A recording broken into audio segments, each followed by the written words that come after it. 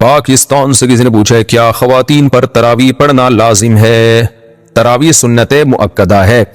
سنت مؤکدہ کہتے ہیں جو فرض کی طرح اور واجب کی طرح تو نہیں ہوتی، لیکن وہ عام سنتوں کی طرح بھی نہیں ہوتی کہ اس کو چھوڑنے والے کو ملامت ہی نہ کی جائے، تو اس کو سنت مؤکدہ کہتے ہیں. عام سنتوں سے زیادہ تاکید ہے اس کی، کیونکہ نبی صلی اللہ علیہ وسلم نے جہاں بھی صیام رمضان کا ذکر کیا، قیام رمضان کا بھی ساتھ میں ذکر کیا. دن کا روزہ رات کا قیام، دن کا روزہ رات کا قیام. تو یہ قیام کیسے ہوگا؟ نبی صلی اللہ علیہ وسلم نے 3 دن یہ قیام کر کے بتایا کہ ایسے ہوگا. اس میں کتنی رکعتیں پڑھی یہ معلوم نہیں. پھر حضرت عمر رضی اللہ تعالیٰ عنہ کے عمل سے ہمیں پتہ چلا کہ بھئی وہ اس طرح سے 20 رکعتیں ہوں گی، کیونکہ پھر پوری دنیا میں حضرت عمر نے اسی کو رائج کیا اور چاروں اماموں کا اس پر اتفاق ہوا کہ 20 رکعت سے کم تراویح نہیں ہے. تو اس سے پتہ چلا کہ یہ جو قیام رمضان ہے نا، یہی تراویح ہے اور کم سے کم یہ 20 رکعتیں ہیں. تو اس لیے، اور یہ سنت مؤکدہ ہیں کیونکہ ان کی بہت زیادہ تاکید ہے. تو سنت مؤکدہ کا حکم یہ ہے کہ مرد ہو یا عورت دونوں کے لیے ایک ہی حکم ہے، الگ الگ نہیں ہے. ہاں مرد بہتر ہے کہ جماعت سے پڑھے، جماعت سے سنت مؤکدہ نہیں ہے، خوب سمجھ لیں. انفرادی طور پر بھی پڑھ سکتے ہیں مرد ہو یا عورت ہو، لیکن جماعت سے پڑھنا افضل ہے، کیونکہ حضرت عمر نے جماعت قائم کی تھی، اور اس لیے تاکہ قرآن ختم ہو لوگوں کا. جن کو قرآن پڑھنا آتا ہے وہ جماعت کرائیں، جن کو نہیں آتا وہ قاری کے پیچھے سنیں. تو خواتین پہ تو مسجد کی جماعت فرض نماز بھی لازم نہیں ہے، تو تراویح کہاں سے لازم ہوگی؟ تو اس لیے خواتین بہتر ہے گھر میں تراویح پڑھیں. مسجد جانا چاہیں تو ہماری رائے تو یہی ہے کہ اس زمانے میں ان کو مسجد جانے کی بھی اجازت ہے، حدیث میں اس کی ثبوت ملتا ہے. اور تراویح میں تو ہمیں ملتا ہے کہ اسلاف اپنے عورتوں کو بھی تراویح کی نماز میں لایا کرتے تھے. تو لیکن بہرحال سنت مؤکدہ یہ ہے کہ پڑھ لیں آپ. جماعت سے پڑھنا سنت مؤکدہ نہیں ہے، گھر میں پڑھنا زیادہ افضل ہے. تو آپ گھر میں تراویح پڑھیں، 20 رکعت پڑھیں. اور سنت مؤکدہ کا حکم یہ ہے کہ کبھی کبھار چھوٹ جائے تو انشاءاللہ گناہ نہیں، کوئی حرج نہیں ہو، اس میں کوئی گناہ نہیں ملے گا. اور اگر کسی عذر سے چھوڑ دیں تو ویسے ہی کوئی حرج نہیں ہے، کیونکہ فرض واجب بہرحال نہیں ہے. تو بہت زیادہ تھکاوٹ ہو تو چھوڑی جا سکتی ہے، اور کبھی تھکاوٹ نہ بھی ہو تو کبھی ویسے بھی چھوڑی جا سکتی ہے، لیکن کنٹینیو چھوڑنے کی عادت نہ بنائے. لیکن ویسے ایک جنرل نالج کے لیے بتا دوں، جو پڑھتے ہیں پراپر پڑھتے ہیں، جو نہیں پڑھتے پھر وہ چھوڑتے ہی ہیں. یہ تراویح ایسی چیز نہیں ہے 2 دن پڑھ لی 1 دن چھوڑ دی. تو جو ایسے کرتا ہے وہ پھر چھوڑا ہی رکھتا ہے. تو جو پڑھتے ہیں وہ کنٹینیو پڑھتے ہیں. تو نبی صلی اللہ علیہ وسلم نے بہت زیادہ تراویح کی فضیلت بیان کی ہے، قیام رمضان کی فضیلت بیان کی ہے، جس کو بعد میں اسلاف نے نام تراویح کا دیا. تو آپ کو چاہیے کہ اس سے قدر ادر کہ یہ سنت مؤکدہ ہے یا غیر مؤکدہ، آپ یہ فضیلت حاصل کریں. کیونکہ شاعر نے کہا ہے تمتع من شمیم عرار نجد فما بعد العشیۃ من عراری، کہ ایک خوشبو ہوتی ہے جیسے رات کی رانی کی خوشبو، یہ رات کے بعد ختم ہو جائے گی. تو تراویح کی فضیلت بھی رمضان کے بعد ختم. تو اس بحث میں پڑھے بغیر کہ سنت مؤکدہ ہے یا غیر مؤکدہ ہے، واجب ہے یا نہیں، اس بحث میں پڑھے بغیر آپ کنٹینیو پڑھ لیں، کیونکہ ثواب بہت ہے اس کا. اور یہ عید کا چاند نظر آتے ہی آپ کے پاس یہ آپشن ختم ہو جائے گا. لیکن حکم یہی ہے کہ سنت مؤکدہ ہے. کیا عورت دیگر عورتوں کو تراویح پڑھا سکتی ہے؟ اگر ہاں تو اس کا طریقہ کار بتا دیں. نیند اگر پیچھے لڑکا بھی کھڑا ہو جائے تو کیا حکم ہوگا؟ بنت نصیر لاہور سے. عورت کی امامت میں اگر لڑکا پیچھے کھڑا ہو جائے تو اس لڑکے کی تو بہرحال نماز نہیں ہوگی، کیونکہ مرد کو تو مرد ہی امامت کر سکتا ہے. لیکن عورت کی امامت کرے تو ہمیں اس بارے میں ایک روایت حضرت عائشہ سے ملتی ہے، لیکن اسلاف نے نہ اس پر عمل کیا، نہ ہمیں کوئی اس کی کوئی نبی صلی اللہ علیہ وسلم سے اس کی کوئی حوصلہ افزائی ملی، اور نہ کسی فقیر نے اس عمل کو پسندیدہ عمل قرار دیا. یہی وجہ ہے کہ خلفائے راشدین کے دور میں بھی ایسا نہیں ہوا، بعد میں بھی ایسا نہیں ہوا، وہ ہمیشہ مردی امامت کرتے رہے ہیں. تو اس لیے حضرت عائشہ کے اس عمل سے یہ بہرحال پتہ چلتا ہے کہ اگر کوئی عورت ایسا کر لے گی تو پیچھے عورتوں کی نماز ہو جائے گی. لیکن یہ عمل بہرحال پسندیدہ ہے نہیں. دیگر احادیث کو بھی اگر ہم سامنے رکھ کے دیکھتے ہیں، کہیں بھی ایسا نہیں ملتا نا کہ نبی صلی اللہ علیہ وسلم نے جماعت عورتوں کی کروائی ہو اس طرح سے کہ عورت کو حکم دیا. مثال کے طور پر آپ صلی اللہ علیہ وسلم کی جماعت مسجد سے نکل جاتی تو آپ گھر میں آگے امہات کو اپنے پیچھے کھڑا کر کے خود نماز پڑھاتے تھے. اور یہ بھی نہیں ہے کہ آپ صلی اللہ علیہ وسلم نے خواتین کو جب حکم دیا نا کہ تمہاری گھر کی نماز مسجد سے بہتر ہے، تو گھر میں آپ نے ان کو انفرادی نماز کا حکم دیا ہے. آپ یہ کہہ سکتے تھے کہ مسجد میں جماعت پڑھنے سے بہتر ہے تم گھروں میں جماعت کر لو، اگر اس کی اجازت ہوتی نا. جیسے کہ آج کل بہت سے اسکالرز فتویٰ دے رہے ہیں کہ عورت کو نماز پڑھا سکتی ہے. اگر ایسا ہوتا کتنے، یعنی عورتوں کو پھر گھر میں انفرادی نماز کا حکم تھوڑی ہوتا، بلکہ عورتوں کو حکم دیا جاتا کہ گھر میں اپنی جماعت کرا لیں وہ. لیکن ہمیں کہیں بھی نہیں ملتا. تو صرف ایک حدیث کو دیکھ کے کبھی فیصلہ نہیں کیا جاتا، باقی بھی تمام احادیث کو دیکھا جاتا ہے. تو ان تمام احادیث کو دیکھ کے فقہا نے جو استدلال کیا وہ یہ ہے کہ اگر عورت کو نماز پڑھا دے تو نماز ہو تو بہرحال جائے گی، لیکن یہ عمل بہرحال مکروہ اور ناپسندیدہ ہے، یہ قابل ترغیب عمل نہیں ہے. اس لیے خواتین کو چاہیے کہ وہ انفرادی نماز پڑھیں. جماعت سے پڑھنی ہے تو مرد کو امام بنائیں، اس کی اقتداء میں نماز پڑھیں. اور اگر بالفرض عورت کو نماز پڑھاتی ہے مکروہ ہونے کے باوجود، وہ کہتی نہیں شوق ہے اس کو پڑھانے کا، تو پھر خواتین امام جو ہے نا وہ صف کے بیچ میں کھڑی ہوں گی، وہ آگے نہیں کھڑی ہوں گی. کیونکہ نماز میں عورت کو بہت زیادہ سمٹنے کا اور پردے کا حکم ہے، ایکسپوز ہونے کی اجازت نہیں ہے. تو اس میں پھر یہ ہے کہ وہ خواتین، جیسے حضرت عائشہ کے بارے میں یہی ہے نا کہ خواتین کے بیچ میں تھی وہ تو پھر آگے جانے کے بجائے جہاں صف ہے اسی کے بیچ میں وہ عورت کھڑی ہو کے نماز پڑھائے گی. مسجد قریب ہوتے ہوئے گھر میں تراویح کا اہتمام کرنا. اگر مسجد قریب ہو تو گھر میں تراویح پڑھنے کا اہتمام کرنا کیسا ہے؟ اعجاز انصاری انڈیا سے. دیکھیں تراویح کی جماعت مسجد میں لازم نہیں ہے, سنت مؤکدہ علی الکفایہ ہے کہ پورے محلے میں ایک جماعت بھی ہو تو سب سے سنت مؤکدہ ساقط ہو جاتی ہے. البتہ تراویح پڑھنا سنت مؤکدہ ہے, یعنی اگر آپ جماعت سے نہیں بھی پڑھتے تو انفرادی طور پہ پڑھیں. باقی آپ نے کہا مسجد قریب میں ہے, تو مسجد اگر قریب میں ہے تو بہتر تو یہی ہے کہ مسجد میں تراویح پڑھیں کیونکہ اس کا ثواب زیادہ ہے. لیکن اگر کوئی مسجد میں نہیں پڑھتا, گھر میں بھی جماعت کر لیتا ہے تو بھی جائز ہے. باقی یہ کہ مسجد میں پڑھنا زیادہ بہتر کیوں ہے, وجہ اس کی ہے کہ حضرت عمر رضی اللہ تعالی عنہ نے مسجد میں تمام جو مختلف جماعتیں تھیں ان کو ایک امام پہ جمع کیا, اور صحابہ نے اس عمل کو بہت پسند کیا. اور حضرت علی رضی اللہ تعالی عنہ فرمایا کرتے تھے کہ اللہ عمر پہ رحم کرے, انہوں نے ہماری مسجدوں کو ایک رونق بخشی ہے. تو تراویح جو ہے یہ مسجد کی رونق ہے, تو اگر سب لوگ اپنے گھروں میں پڑھنا شروع کر دیں گے تو مسجد میں رونق ختم ہو جائے گی. تو اس لیے افضل یہی ہے کہ مسجد میں آپ جماعت سے جا کے تراویح کی نماز پڑھیں تاکہ مسجد کی ایک رونق بحال ہو. ہاں حضرت عمر گھر میں پڑھا کرتے تھے, اس کی وجہ یہ تھی کہ آپ خود حافظ قرآن تھے, تو جو خود قرآن پڑھنا جانتا ہو, حافظ ہو, تو اس کے لیے بہتر یہی ہے کہ وہ خود سے پڑھے, تلاوت کرے اور گھر میں نماز پڑھے پھر وہ, تاکہ اس کا قرآن مکمل ہو, قرآن کا دور ہو جائے. لیکن جو غیر حافظ ہیں ان کے لیے افضل یہی ہے کہ مسجد میں جماعت سے نماز پڑھیں. مسجد میں نہیں پڑھتے, گھر میں کسی کی پیچھے نماز پڑھ لیتے ہیں تراویح کی تو بھی جائز ہے. البتہ یہاں ایک بات خوب اچھی طرح سمجھ لیں, آج کل یہ ہونے لگا ہے کہ تراویح کی جماعت مختلف جگہوں پہ قائم ہوتی ہے تو فرض نماز بھی وہیں پڑھ رہے ہوتے ہیں. یہ بالکل ٹھیک نہیں ہے. قریب میں اگر مسجد موجود ہے تو عشاء کے 4 فرض مسجد میں پڑھنا واجب ہے. اگر قریب میں مسجد موجود ہے اور تراویح کی وجہ سے لوگ مسجد کی 4 فرض کی جماعت کو چھوڑ دیں گے تو گنہگار ہوں گے. تو اس لیے مسجد کی جماعت فرض نماز بہرحال مسجد میں پڑھنا واجب ہے اگر قریب میں کوئی مسجد موجود ہے. تراویح 8 ہے یا 20 یا پھر مرضی پر ہے, جو جتنی چاہے پڑھ لے, جتنی چاہے پڑھ لے. میں نے دنیا میں کوئی ایسی مسجد نہیں دیکھی جس میں جتنی چاہے تراویحاں پڑھی جا رہی ہوں.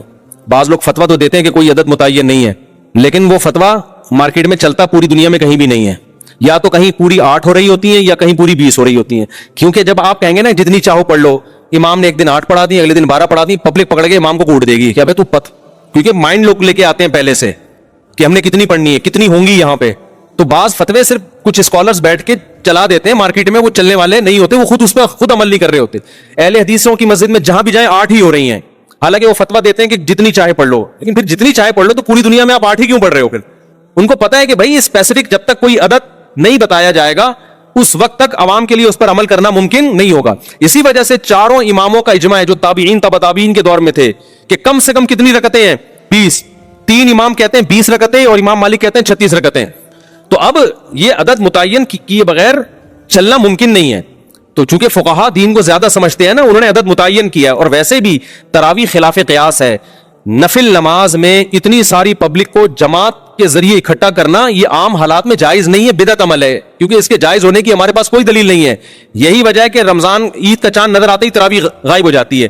اگر یہ عام نوافل کی طرح جماعت کے ساتھ جائز ہوتی تو امام صاحب کہتے یار ہم نے پورے رمضان نوافل پڑھے ہیں جماعت سے, تو اب حرام تھوڑی ہو گئے, چلو آج دوبارہ پڑھ لیتے ہیں.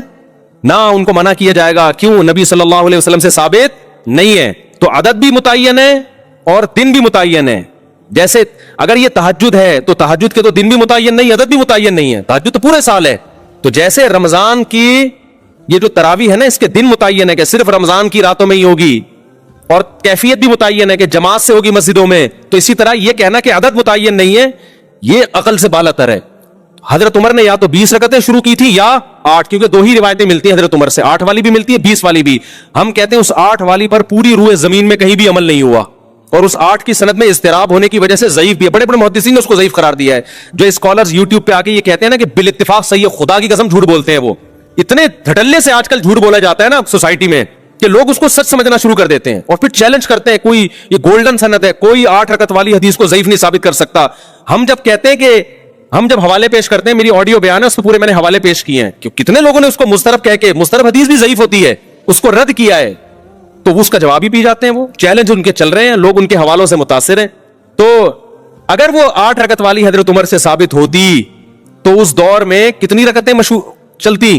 8. حرم میں بھی 8 ہوتی, مسجد نبوی میں بھی 8 ہوتی, اور 1400 سال سے حرم اور مسجد نبوی میں 8 ہی چلی آ رہی ہوتی. ابو حنیفہ بھی 8 کے قائل ہوتے, امام شافعی جیسے محدث اور مجتہد بھی 8 کے قائل ہوتے, امام احمد جو امام بخاری کے استاذ ہیں وہ بھی 8 کے قائل ہوتے. امام مالک بھی 8 کے قائل ہوتے اور عبداللہ بن مسعود بھی 8 پڑھ رہے ہوتے اور عثمان بن عفان بھی 8 پڑھ رہے ہوتے. ہم کہتے ہیں کہیں کوئی ضعیف روایت بھی نہیں ملتی کہ عثمان بن عفان کے دور میں 8 ہوئی, حضرت علی کے دور میں 8 ہوئی. 20 والی تو بہت ساری ملتی ہے ہمیں. تو اس لیے اور تواتر عملی بھی ملتا ہے. 150-200 سال پہلے فقہا بیان کرتے ہیں کہ پوری روئے زمین پر ہمیں کوئی بھی مسجد نظر نہیں آتی, ٹریولنگ ہوتی تھی نا اس زمانے میں بھی, کہ کہیں بھی ہمیں 20 رکعت سے کم 1 رکعت مل رہی ہو. اور ویسے بھی ایک بات ہے, محدثین نے اس نماز کو تراویح کا نام دیا ہے. یہ بہت اچھی طرح سمجھو, یہ ہم نے نام نہیں دیا کہ علماء دیوبند یا حنفی یا شافی لوگوں نے. اس نماز کو تراویح کا نام کس نے دیا؟ بولو, محدثین نے. اس پہ باب جو باندھا جاتا ہے نا تراویح کا, یہ میں اور آپ نہیں, کون؟ محدثین. اب تراویح کا جو لفظ ہے نا وہ 8 رکعتوں پہ فٹ ہی نہیں بیٹھتا ہے, کیونکہ امام بہقی حدیث لے کر آئے ہیں, روایت لے کر آئے ہیں. حدیث سے میری مراد روایت, کہ اسلاف جو اس کو تراویح کہتے تھے اس لیے کہ اس میں ہر 4 رکعتوں کے بعد لوگ تھوڑا سا وقف کرتے تھے. تو 4 رکعتوں کو انہوں نے ترویحہ کہنا شروع کر, روح آرام کو کہتے ہیں, ترویحہ اس سے نکلا ہے. 4 رکعتوں کے بعد کیا کرتے تھے؟ آرام. تو اس لیے ہر 4 رکعت کے بعد ہر 4 رکعت کو ایک ترویحہ. تو اب محدثین نے اس کو نام کیا دے دیا؟ تراویح, فقہا اور محدثین نے. تو اس کی وجہ محدثین بیان کرتے ہیں کہ تراویح کا نام اس لیے دیا گیا کہ ہر 4 رکعتوں کے بعد تھوڑا ریسٹ کیا جا رہا ہے. اب مجھے بتاؤ, یہ جو عربی لغت میں نا ایک ترویحہ 4 رکعت اور تراویح جمع اقصا ہے. عربی میں جمع کے لیے کم سے کم 3 فرد ہونا ضروری ہے. جیسے رجل ایک آدمی, بھائی چل رہی ہے ریکارڈنگ, رجل ایک آدمی, رجلانی 2 آدمی, رجال 2 سے زیادہ. تو تراویح 2 ترویحوں سے زیادہ, 2 ترویحیں بنتے ہیں 8 رکعتیں اور تراویح بنتی ہے 8 سے زیادہ. کتنی زیادہ, یہ اس میں سب آ سکتا ہے. تو 8 رکعتوں پہ تو تراویح کا لفظ فٹ ہی نہیں بیٹھتا. تو محدثین اس کو تراویح کیسے کہیں گے اور تراویح کے بعد کیوں باندھیں گے؟ اس زمانے میں اگر 8 رکعتیں ہو رہی ہوتی محدثین کے دور میں تو اس کو ترویحتین کہا کہتے نا, وہ تراویح سے تعبیر نہ کرتے. سمجھتے ہو کہ نہیں سمجھتے؟ اور تراویح ہے بھی جمع اقصا. جمع اقصا کا مطلب عربی میں 2 قسم کی جمع ہوتی ہے, ایک جمع قلت اور ایک جمع کثرت. افعل, افعال, فعلۃ, افعلۃ, یہ 4 وزن جمع قلت کے ہیں 3 سے لے کے 9 تک. اور جمع اقصا کہتے ہیں جیسے مساجد, یہ جمع اقصا ہے, بہت ساری مسجدیں اور بہت سارے اس سے ملتے جلتے الفاظ ہیں, مفاعل یا فعائل کے وزن پر. تو تراویح بھی یہ فعائل, تفاعل اس طرح کا وزن بنتا ہے. یعنی جمع اقصا کا مطلب ہوتا ہے جس میں جو فعائل کا وزن بن رہا ہو, فواعل کا وزن بن رہا ہو. اب یہ صرف کی باتیں نا ہر آدمی کو کھوپڑی میں نہیں آئیں گی. آج کل کے جو اسکالرز آ رہے ہیں ان کو تو ویسے ہی کھوپڑی میں نہیں آئیں گی, کیونکہ ان کو صرف نحو کا الف بے بھی نہیں پتا ہے, عربی گرامر جانتے ہی نہیں ہے, اردو کتابیں پڑھ کے پھینک رہے ہوتے ہیں بیٹھ کے. تو تراویح ترویحہ کی جمع اقصا ہے. ترویحہ تفعیلہ اور تراویح تفاعیل. تو تفاعیل کا وزن جمع اقصا کا وزن ہے. یہ جمع کثرت پہ دلالت کرتا ہے. محدثین نے صدیوں پہلے اس نماز کو تراویح کہا, جس سے پتہ چل رہا ہے ایک ترویحہ نہیں ہے, 2 ترویحیں نہیں ہے, 3 بھی نہیں ہے, 3 سے زیادہ ہیں, کثیر ترویحیں ہیں. کثیر ترویحیں ہیں, جب کثیر ترویحیں ہیں تو وہ 8 اور 12 رکعتیں بھی نہیں ہیں, زیادہ ہیں وہ. تو جو حضرات اپنی مسجدوں میں 8 رکعت تراویح پڑھتے ہیں تو بھائی آپ اس کو تراویح کی نماز ہی نہ بولو, ترویحتین بولو. اچھا, انہوں نے بھی یہ کام کرنا شروع کر دیا, اب اس کو تراویح بولنا چھوڑ کے صلاۃ اللیل بولنا شروع کر دیا ہے کہ ہم صلاۃ اللیل بولیں گے, تراویح بولیں گے ہی نہیں اس کو. یہ آپ ایک اور مصیبت میں پھنس جاؤ گے. آپ ایک ٹینشن سے تو بچنا چاہ رہے ہو لیکن آپ ایک دوسری ٹینشن میں پھنس جاؤ گے. وہ ٹینشن یہ ہے کہ محدثین کے دور میں یہ صلاۃ اللیل ہے تو صلاۃ اللیل ہی, وتر بھی صلاۃ اللیل ہے, تہجد بھی, ہر نماز جو رات کو پڑھی جائے وہ صلاۃ اللیل ہے. لیکن محدثین نے, یہ میں نے نہیں, ٹھیک ہے نا, محدثین اور فقہا نے اس کو الگ نام اس لیے دیا تھا یہ بتانے کے لیے کہ یہ صلاۃ اللیل عام صلاۃ اللیل جیسی نہیں ہے, اس کے کچھ احکام دوسری نمازوں سے ڈیفرنٹ ہیں. اس میں بڑی جماعت ہوگی, ایک امام کے پیچھے لوگ پڑھیں گے اور عشاء کے بعد پڑھی جائے گی یہ, جبکہ صلاۃ اللیل کب پڑھی جاتی ہے؟ جو تہجد جس کو آپ صلاۃ اللیل, وہ رات کے آخری حصے میں. تو تراویح آپ کو رات کے آخری حصے میں پڑھنی چاہیے. پھر اس میں آپ بڑی جماعت قائم نہ کریں, کیونکہ رسول اللہ صلی اللہ علیہ وسلم نے جو 3 دن رمضان میں جو نماز پڑھی ہے وہ 3 دن کے بعد آپ نے ترک کر دی تھی. تو جو نماز آپ نے ترک کی ہے وہ آپ کنٹینیو کیوں پڑھ رہے ہو رمضان میں؟ بھائی کیا دلیل ہے آپ کے پاس؟ آپ کہتے ہو حضرت عمر نے شروع کی ہے, تو حضرت عمر نے جو شروع کی ہے اس کو محدثین نے تراویح کہا ہے. صلاۃ اللیل تو ہے وہ, لیکن اس کو الگ سے بھی ایک نام دیا ہے. اور تراویح کا لفظ 8 رکعتوں پہ صادق نہیں آتا. اس کا مطلب حضرت عمر نے 8 پڑھی نہیں تھی, 8 سے زیادہ پڑھی ہیں. اور پھر پوری روئے زمین پہ جو پڑھی گئی, ان تمام باتوں کا کسی کے پاس کوئی جواب نہیں ہے. بعض لوگ کہتے ہیں بخاری کی حدیث ہے کہ نبی صلی اللہ علیہ وسلم رمضان اور غیر رمضان میں 8 سے زیادہ نہیں پڑھتے تھے. بخاری ہی کی دوسری حدیث بھی ہے جس میں حضرت عائشہ فرماتی ہے کہ نبی صلی اللہ علیہ وسلم رمضان میں زیادہ عبادت کیا کرتے تھے رات میں, اور رمضان کے غیر میں کم کرتے تھے. یزید فی رمضان ما لا یزید فی غیرہ, یہ کیا بات ہے کہ آپ وہ حدیث تو لے رہے ہو جس میں آتا ہے کہ 8 پڑھتے تھے رمضان غیر رمضان میں، بخاری ہی کی دوسری حدیث جس میں آتا ہے رمضان میں رکعتوں کی تعداد زیادہ ہوتی تھی، اس کو آپ فوکس نہیں کر رہے. آپ اس حدیث سے، بخاری ہی کی حدیث سے پتہ چلتا ہے بھائی رمضان میں اگر 8 تھی، غیر رمضان میں 8 تھی تو رمضان میں 8 سے زیادہ تھیں. تو یہ حدیث بھی بخاری کی مضطرب ہے. حضرت عائشہ کا بیان میں اضطراب ہے. حدیث کی سند ٹھیک ہوتی ہے بعض دفعہ، لیکن سند صحیح ہونے کے باوجود جب 2 حدیثوں میں ٹکراؤ ہوتا ہے تو وہ حدیث قابل استدلال نہیں رہتی. ہم یہ کہتے ہیں کہ امی عائشہ کہتی ہیں کہ ایک طرف کہہ رہی ہیں کہ رمضان میں آپ 8 پڑھتے تھے، دوسری طرف کہہ رہی ہیں 8 سے زیادہ پڑھتے تھے. ہم کہتے ہیں 8 والی حدیث کی تائید ہمیں دوسری حدیثوں سے نہیں ملتی، رمضان میں 8 سے زیادہ پڑھتے تھے، اس کی تائید میں دوسری صحیح حدیثیں موجود ہیں. لہذا ہم امی عائشہ کی یا بخاری کی وہ حدیث کو لیں گے جس میں 8 سے زیادہ کا ہے، اور رمضان کا تقاضا بھی ہے کہ 8 سے زیادہ پڑھتے ہو آپ. تو حرمین کا تواتر دیکھ لو صدیوں سے، پوری امت کا تواتر دیکھ لو، وہ سارا آپ نے ایک طرف رکھ دیا اور 8 کو پکڑ کے آپ بیٹھ گئے جس پہ تراویح کا لفظ ہی فٹ نہیں بیٹھتا. اور آخری بات یہ، بعض لوگ کہتے ہیں امام احمد بن حنبل نے ترمذی میں نقل کیا ہے کہ تراویح کی کوئی تعداد متعین نہیں ہے. ترمذی میں امام احمد بن حنبل کا قول امام ترمذی نے نقل کیا ہے، لیکن یاد رکھو امام ترمذی کی جو اپنے شاگردوں کی کتابیں ہیں نا، جو فقہ میں ان کے شاگرد ہیں، اس میں امام احمد بن حنبل نے 20 رکعت کو ترجیح دی ہے. لہذا کوئی اس حوالے سے آپ کو دھوکہ نہ دے. ترمذی کا حوالہ پیش کیا جاتا ہے کہ امام احمد کہتے ہیں اس بارے میں کچھ بھی منقول نہیں ہے، کوئی یعنی مختلف تعداد منقول ہے. دوبارہ بتاتا ہوں، دیکھو امام ترمذی نے جب تراویح کے باب کے تحت احادیث ذکر کی ہے نا، تو اس کے نیچے امام احمد بن حنبل کا قول نقل کیا ہے کہ اس بارے میں یقینی طور پر کوئی عدد ثابت نہیں ہے، جو بھی تعداد منقول ہے ان میں سے کسی کو بھی اختیار کیا جا سکتا ہے. جبکہ میں کیا دعویٰ کر رہا ہوں، امام احمد بن حنبل کے نزدیک کتنی رکعتیں افضل ہیں؟ 20 رکعتیں. تو کوئی یہ حوالہ دے کے آپ کو کنفیوز کر سکتا ہے. تو خوب سمجھ لیں، جب کسی مجتہد سے 2 مختلف قول منقول ہوتے ہیں، ایک قول ان لوگوں سے جو فقہ میں ان کے شاگرد ہیں اور ایک قول جو حدیث میں شاگرد ہیں، تو مسائل میں اس قول کو ترجیح ہوتی ہے جو فقہ میں ان کے شاگرد، کیونکہ وہ قانون بیان کر رہے ہیں. امام احمد بن حنبل کی جو فقہ کی کتابیں ہیں جس میں امام احمد بن حنبل کا فتویٰ نقل کیا گیا ہے، جو ان کے جتنے شاگرد ہیں جس کو فقہ حنبلی کہا جاتا ہے، وہ سب اس پر متفق ہیں کہ امام احمد بن حنبل کے نزدیک کتنی رکعتیں ہیں؟ 20 رکعتیں ہیں. تو وہ زیادہ اس ترجیح ہے. دوسری بات یہ کہ امام ترمذی نے جو امام احمد بن حنبل کا قول نقل کیا کہ ان کی نظر میں کوئی تعداد متعین نہیں ہے، اس سے بھی 8 پھر بھی مراد نہیں ہے، کیونکہ امام ترمذی نے جو روایت پیش کی 16 رکعتوں والی، 20 رکعتوں والی اور 20 سے بھی زیادہ رکعتوں والی، تو وہ ان میں ترجیح دے رہے ہیں کہ یہ سب ثابت ہے. 8 کی امام ترمذی نے کوئی حدیث نقل کی نہیں ہے، تو 8 تو پھر بھی امام احمد بن حنبل کے 8 کا تو امام احمد بن حنبل تذکرہ ہی نہیں کر رہے ہیں. نہیں آ رہی بات میرا خیال ہے. تو یہ ایک خالصتاً علمی ٹاپک ہے. میرا اس پر ایک آڈیو بیان موجود ہے تراویح، اس پوری سندیں پڑھ کے میں نے اس کی تحقیق کی ہے. اور یہ بھی یاد رکھو، آج کل بعض اسکالرز گڑبڑ یہ کرتے ہیں، یہ بہت ہو رہا ہے یوٹیوب پہ، یہ منجن بہت بک رہا ہے. ایک حدیث ہوگی، بیان کرنے والا بھی صحابی ایک، اس سے بھی نقل کرنے والا ایک، وہ حدیث مختلف کتابوں میں ہے. تو پتہ کیا کہتے ہیں؟ 6 حدیثیں اس بارے میں. اس بارے میں کتنی حدیثیں ہیں؟ ابے بھائی 6 حدیثیں نہیں ہے، ایک حدیث ہے. اس حدیث کو مختلف محدثین نے لیا ہے. یہ منجن بڑا بک رہا ہے یوٹیوب پہ. پھر وہ حوالے دیتے ہیں، بخاری میں بھی حدیث نمبر فلاں فلاں فلاں، اس میں بھی یہ، مسلم میں حدیث نمبر فلاں فلاں فلاں، مشکات میں حدیث. حالانکہ مشکات میں تو حوالہ دینے کی ضرورت ہی نہیں ہے، کیونکہ مشکات تو بخاری سے لے رہی ہے. یہ منجن بک رہا ہے یوٹیوب پہ.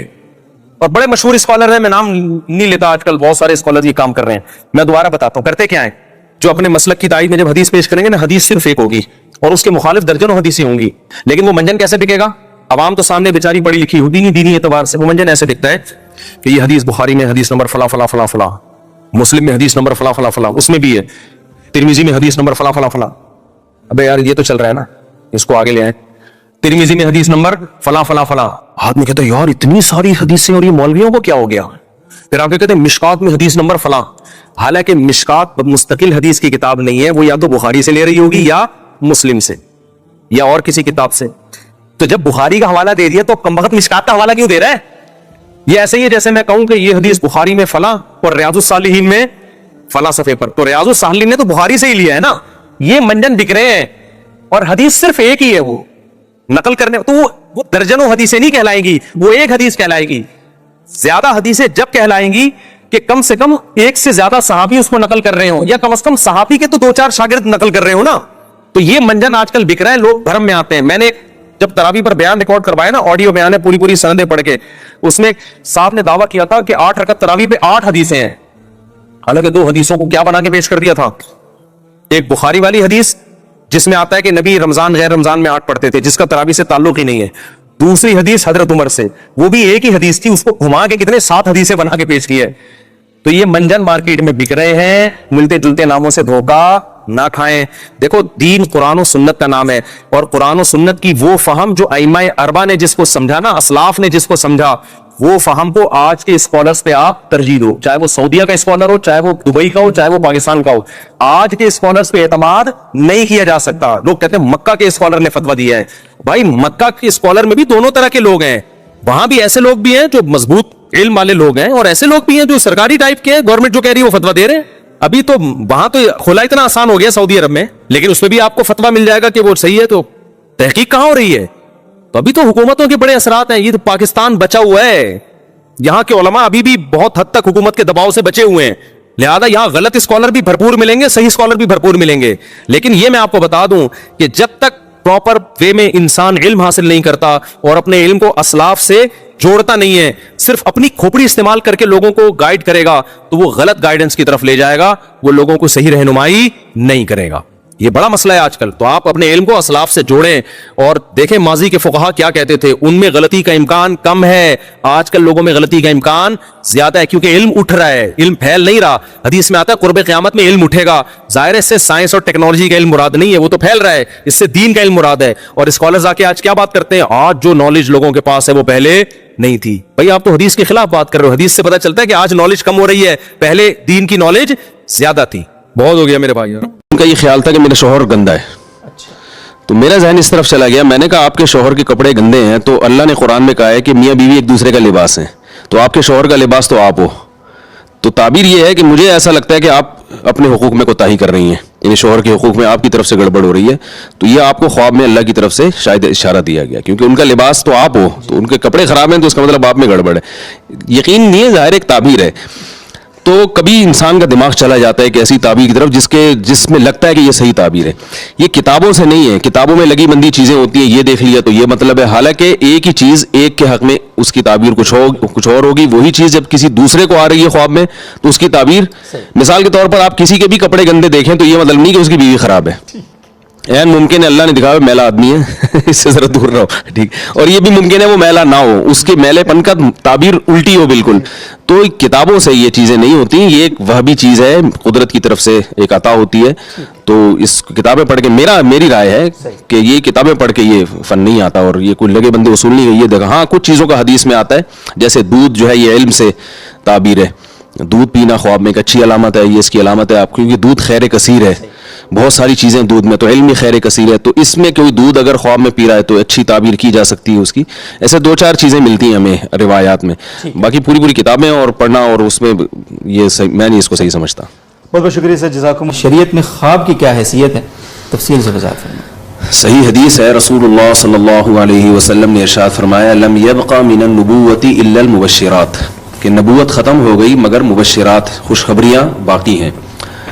صحابہ نے پوچھا وما المبشرات یا رسول اللہ، وہ خوشخبریاں کیا ہیں؟ آپ صلی اللہ علیہ وسلم نے فرمایا الرؤیا الصالحہ. صحیح حدیث ہے بالکل. فرمایا وہ خوشخبریاں ہیں نیک خواب. دوسری حدیث میں آتا ہے کہ قرب قیامت میں مسلمان کا جو ہے نا خواب وہ سچے ہوں گے، یہاں تک کہ ایسا ہونے لگے گا کہ ایک بھی خواب اس کا جھوٹا نہ ہو. تیسری حدیث میں ہے کہ نبی صلی اللہ علیہ وسلم نے فرمایا کہ نبوت خواب جو ہے وہ نبوت کا 46واں حصہ ہے. تو ہم ان تینوں حدیثوں کو جمع کرتے ہیں تو ہمیں پتہ چلتا ہے کہ قرب قیامت میں اچھے خواب آنا زیادہ شروع ہوں گے مومن کو. مومن سے مراد فرد کامل یعنی نیک لوگ. تو خواب کی اتنی حیثیت ہے کہ وہ نبوت کا 46واں حصہ ہے، اس میں صداقت کا امکان ہوتا ہے لیکن وہ شرعی حجت نہیں ہوتا. صحیح. تو بعض دفعہ ایسے ہوتا ہے کہ آپ جب دین پہ چل رہے ہیں تو معاشرہ آپ کی مخالفت کر رہا ہے تو اللہ تعالیٰ کی طرف سے اچھے خواب آنا شروع ہو جاتے ہیں جس سے آپ کو حوصلہ ملتا ہے، تسلی ملتی ہے. تو یہ ہوا ہے، کافروں کو بھی سچا خواب آ سکتا ہے لیکن مسلمانوں کو جو نیک مسلمان ہیں ان کے خواب میں سچائی کا امکان زیادہ ہوتا ہے. لیکن وہی بات ہے کہ آج کل کچھ بھی لوگوں کو آ جائے خواب میں اٹھ کے پھر علماء کو بھی پریشان کرتے ہیں. روزانہ ہی ان کو سچے خواب آ رہے ہیں، روزانہ ہی ڈرانے خواب آ رہے ہیں. تو اس میں تھوڑا سا معاشرے کو بھی دیکھنا چاہیے. میرے پاس جب خواتین کے فون آتے ہیں مجھے سانپ نظر آیا، مجھے چڑیل نظر آئی، تو میں ان سے کہتا ہوں کہ آپ میرڈ ہیں؟ وہ کہتی ہیں ہاں. جوائنٹ فیملی میں ہے؟ جوائنٹ فیملی میں وہ آپ کو اصل میں ساس اور نندوں سے جھگڑے رہتے ہیں تو وہ خواب میں کوئی چڑیل بن کے نظر آ رہی ہے، کوئی سانپ بن کے نظر آ رہی ہے. بعض دفعہ پیٹ خراب ہوتا ہے تو پیٹ میں جب گیس ہوتی ہے تو ڈرونے خواب آتے ہیں. تو یہ ہوتا ہے, یہ حقیقت ہے. تو اس لیے جتنا شریعت نے بتایا ہے 46واں حصہ بتایا ہے, کل وہی نہیں بتایا ہے اس کو. یہ نہیں بتایا کہ 100% ہے. نبوت 100% سچائی ہے, یہ اس کا 46واں حصہ ہے. تو اصول یہ ہے کہ اگر اچھا خواب آیا تو اس کو من جانب اللہ سمجھنے میں کوئی حرج نہیں ہے, لیکن اس سے خوش فہمی میں مبتلا نہ ہو اگر آپ کے اعمال خراب ہیں. تو پہلے اعمال ہیں, اس کے بعد خواب ہے. اور اگر برا خواب آیا تو مایوس ہونے کی ضرورت نہیں. اگر آپ کے اعمال اچھے ہیں تو مایوس نہ ہو, کیونکہ پہلے اعمال ہیں بعد میں خواب ہے. یہ جو آپ نے بات فرمائی کہ خواب حجت نہیں ہے شرعن, یہ میرے خیال ایون کہ آپ علیہ الصلوۃ والسلام بھی اس نے مسئلہ بتایا کہ وہ بھی خواب میں آ کے جی, نبی صلی اللہ علیہ وسلم بھی خواب میں آ کے اگر کوئی مسئلہ بیان کرتے ہیں تو وہ مسئلہ کی تعبیر نکالی جائے گی. ٹھیک ہے, ٹھیک ہے نا, یعنی اس کو ایز اٹ از نہیں لیا جائے گا. ہاں اگر وہ علماء اس کی تصدیق کریں کہ بھائی شریعت میں کتابوں میں بھی اسی طرح لکھا ہوا ہے تو پھر اس کو فالو کیا جائے گا. فرمایا ان اللہ و ملائکتہ, بے شک اللہ تعالیٰ اور اس کے فرشتے یصلون علی النبی, نبی پر رحمت بھیجتے ہیں. یعنی فرشتے تو رحمت کی دعا کرتے ہیں اور اللہ رحمت بھیجتا ہے. یا ایھا الذین آمنوا, اے لوگو جو ایمان لائے ہو, صلو علیہ, نبی پر خصوصی رحمت بھیجا کرو جس کو اردو میں درود کہا جاتا ہے. وسلموا, اور سلامتی بھیجا کرو, تسلیمہ, سلامتی بھیجنا, یعنی خوب سلامتی بھیجا کرو. تو یہ آیت جب اس آیت کی وجہ سے علماء نے یہ مسئلہ فقہاء نے بیان کیا ہے کہ زندگی بھر میں ایک مرتبہ درود بھیجنا ہر مسلمان پہ فرض ہے, کیونکہ اللہ نے حکم دیا ہے. اور الامر بشیء لا یقتضی التکرار, جب کسی بات کا آرڈر دیا جاتا ہے نا تو ایک دفعہ کرنے سے وہ آرڈر پورا ہو جاتا ہے. تو اللہ نے ہمیں درود کا حکم دیا, تو زندگی میں ایک دفعہ بھی اگر ہم درود پڑھ لیں گے تو یہ فرض ادا ہو جائے گا. جیسے کہ کلمہ توحید زندگی میں ایک دفعہ پڑھنا فرض ہے, باقی جتنا پڑھے اتنا اچھا ہے. اور جب کسی مجلس میں نبی صلی